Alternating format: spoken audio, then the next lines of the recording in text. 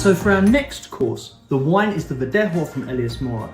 But remember, we're talking about wine first, and that's how it's positioned on the Taste of Our menu.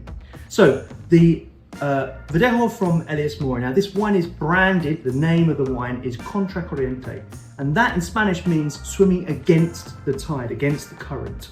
And the reason this wine is called that is because this wine was crafted and released during COVID. And obviously that was not a typical thing that wineries were doing. It was a very uncertain time globally, so people weren't launching new products. Elias Mora, Victoria from Elias Mora, the winemaker, really wanted to launch this wine. She was passionate about it. And it's a beautiful example of Verdejo. Now, Verdejo is a great variety that you tend to only find in Spain, and this is a fantastic example of Verdejo. Bright acidity, lots of fresh acidity, but also a real nice tropical and mineral balance that comes through on the mid-palate.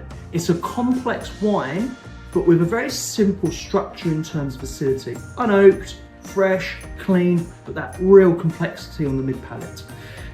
When we talk about service, I find this wine best to serve in a larger bistro wine glass. However, it can be served in the smaller or the larger glass. My personal preference is to serve it in the larger bistro wine glass. And it pairs beautifully with Matt's smoked salmon. Thanks, Richard. So, the smoked salmon dish, as you know, we've always used 7&Y. Just for a bit of clarification, that's Scottish salmon that is then smoked in the West Country at 7&Y, the company. So we obviously do that with the fromage blanc. So you've got that nice creamy creme fraiche, and then in there you've got all those nice sort of like additions of the capers and the cornichons that cut through the fattiness of the salmon.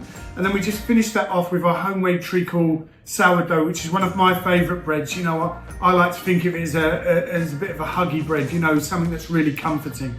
And yeah, as we said before, I think these two go great together.